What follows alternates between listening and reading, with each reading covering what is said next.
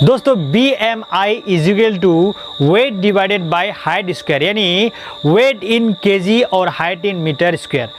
Hello friends, नमस्ते, सत श्री अकाल, अस्सलाम वालेकुम, वेलकम टू अली टॉक्स 365। दोस्तों आज मैं आप लोगों से शेयर करना चाहता हूं बॉडी मास इंडेक्स यानी BMI क्या होता है।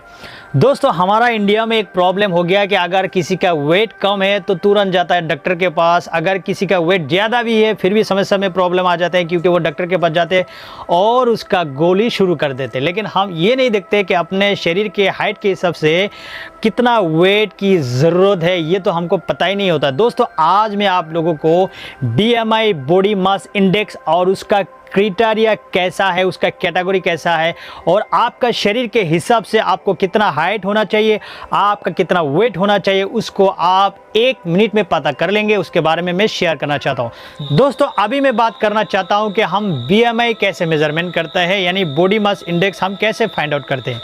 दोस्तों BMI is equal to weight divided by height square, यानी वेट इन केजी और हाइट इन मीटर स्क्वायर। दोस्तों पकड़ लीजिए कि अनिल का वेट मेजरमेंट करने के बाद उसका वेट आ गया 50 kg और उसका हाइट मेजरमेंट करने के बाद उसका हाइट आ गया 1.5 मीटर, यानी 1 मीटर 5 सेंटीमीटर। तो दोस्तों उसका BMI हम लोग कैसे निकालेंगे और वो हेल्दी है या अनहेल्दी है या ओबेसिटी में है या ओवरवेट है, हम कैसे निकाल सकते हैं। दोस्तों देखिए, अगर उसका 50 kg वेट है और 1.5 मीटर उसका हाइट है तो पहला बात है wait divided by height square, यानी 50 डिवाइडेड बाय 1.5 मीटर स्क्वायर। तो दोस्तों 50 डिवाइडेड बाय 1.5 इंटू 1.5 अगर हम करेंगे तो 50 डिवाइडेड बाय 2.25 आ जाते हैं।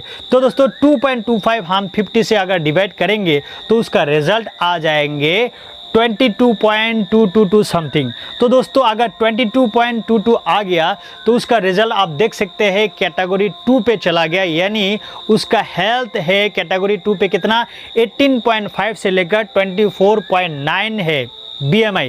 तो अनिल का जो वेट है BMI सेकेंड क्लास पे आ रहा है 18.5 से लेकर 24.9, यानी he is a healthy boy. तो अनिल का वेट और हाइट BMI बोलता है कि वो फिट है, हेल्दी है और एक्टिव है और उसका वेट जो है नॉर्मल है। According to World Health Organization यानी WHO के मुताबिक आपका ये क्राइटेरिया है और आपका कैटेगरी और BMI है। जो 6 कैटेगरी आते हैं 1 से लेकर 6 तक उसको आप याद करना ज़रूरी है और BMI का फॉर्मूला जो है आपको याद करना ज़रूरी है। तो दोस्तों table according to World Health Organization का टेबल क्या है उसको पहले हम जान लेते हैं और अब देखिएगा कि ये टेबल कैसा है। पहला बात है कैटेगरी 1 पे आते हैं अंडर वेट। अगर आपका BMI 18.5 के नीचे है तो आप अंडर वेट में है। तो कैटेगरी 2 पे आते हैं नॉर्मल यानी हेल्दी। 18.5 से लेकर 24.9 पे अगर आपका आते हैं BMI तो आप हेल्दी है, फिट है। और दोस्तों कैटेगरी 3 पे आते हैं ओवरवेट, यानी 25 से लेकर 29.9 अगर आपका BMI है तो आपका वेट ओवर है। और दोस्तों कैटेगरी 4 पे आते हैं ओबेसिटी क्लास 1। तो इसमें आता है अगर आपका BMI 30 से लेकर 34.9 पे अगर आते हैं तो आप ओबेसिटी क्लास 1 पे चले जाते हैं।